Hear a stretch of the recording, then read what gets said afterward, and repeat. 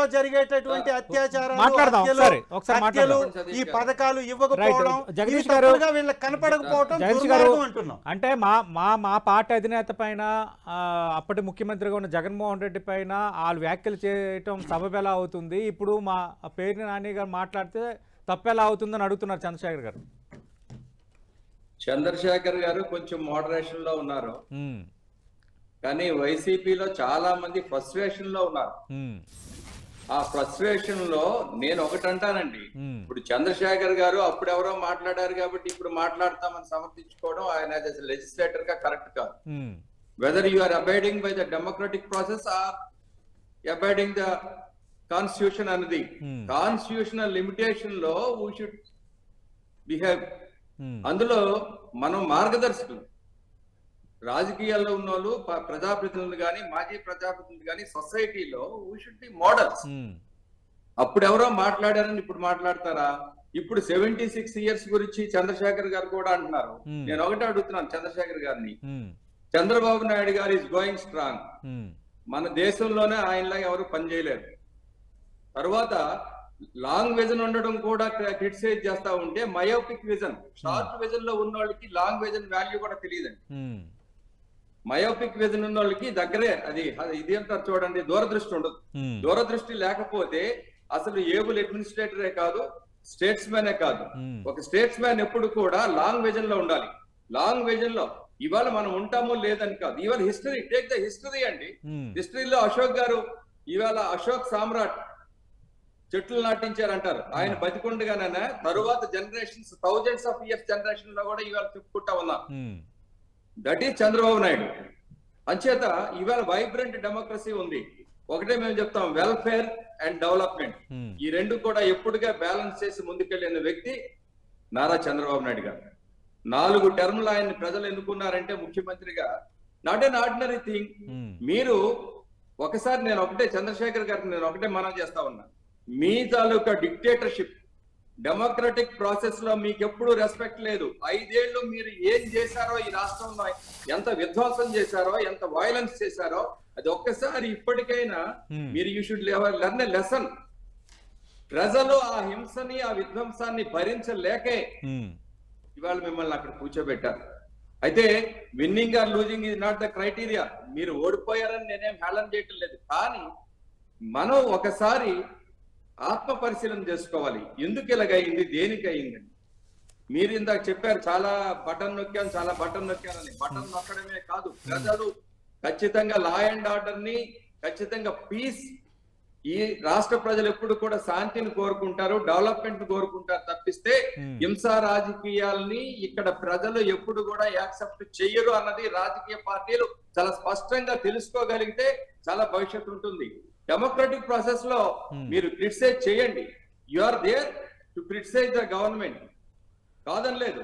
కానీ చంద్రబాబు నాయుడు లాంటి వ్యక్తిని పేర్ని నాని గారు ఒక మినిస్టర్ చేశారు, ఒక ఇది చేశారు, అదేంటండి చీకట్లో కొట్టేయండి, తెలియకుండా చంపేయండి.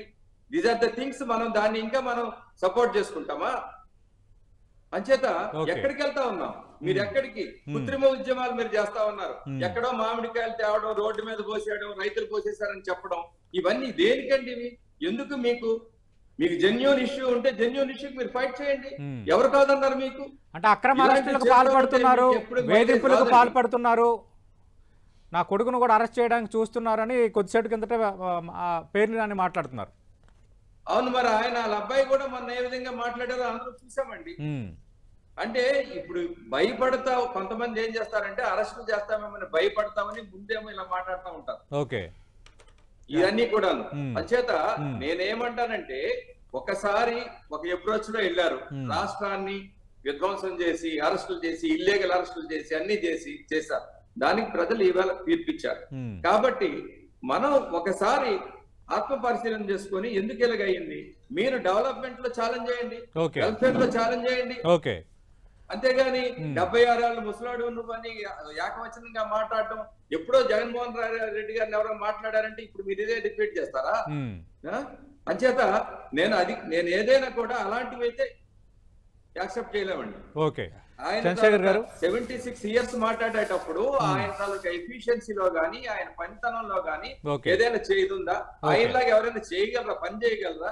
ఇవాళ ఏంటండి, ఇవాళ రాష్ట్రానికి ఏ విధంగా ఇన్ఫ్రాస్ట్రక్చర్ తీసుకోండి, ఇరిగేషన్ తీసుకోండి, డెవలప్మెంట్ తీసుకోండి, చంద్రశేఖర్ గారు ఆ విధంగా మాట్లాడడం కరెక్ట్ అయినా ప్రతిపక్షంగా మీరు డెవలప్మెంట్ మీద మాట్లాడొచ్చని జగదీష్ గారు అంటున్నారు. Point number 1.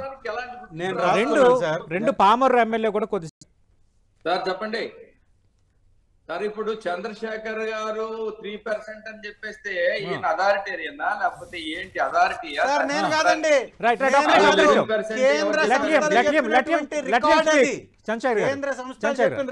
కాదు, దాని మీద 3% మీద చెప్పండి. కాదు అని వారికి ఉంటే మాత్రం మీ దగ్గర ఉన్న అథారిటీ ఏంటి చూపించండి. ఎందుకు అవి మాట్లాడతారు? ఇప్పుడు కేంద్రం ఇచ్చింది సార్, మీతో పొత్తులో ఉన్నటువంటి కేంద్రం ఇచ్చింది రికార్డ్స్. మీరు ఎప్పుడు కూడా రియాలిటీని మీరు ఏదో ఎక్కడో ప్రైవేట్ కాలేజ్ పెట్టారంటారు. ఈవేళ all Indian Institute of Medical Sciences వచ్చిందంటే చంద్రబాబు నాయుడు గారు అంతర్జాతీయ స్థాయిలో ఇన్స్టిట్యూషన్ తెస్తారు. ఎప్పుడు సార్ 15 సంవత్సరాల నుంచి తెచ్చింది చెప్పండి.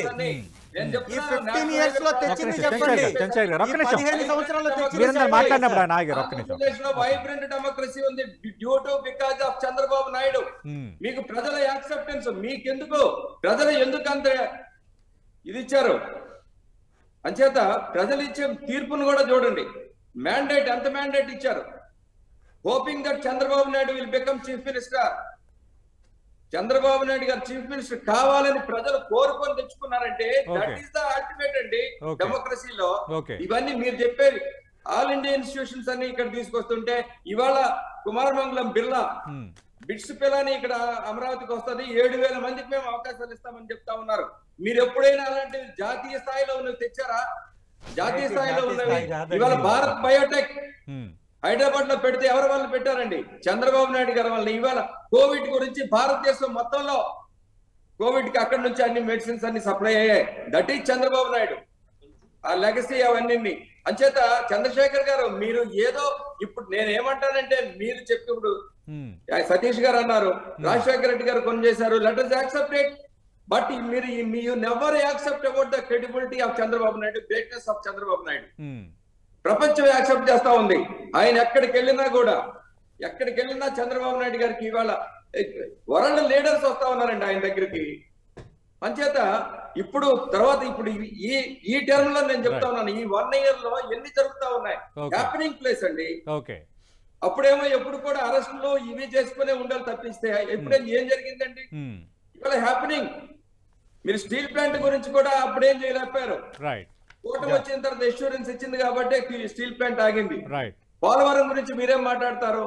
ఎవరో శంకుస్థాపన చేశారని మీరే అన్నారు. ఎవరో శంకుస్థాపన చేయడం కాదు, కంప్లీట్ చేశారా? మీరు కంప్లీట్ చేయలేకపోయారు కదా.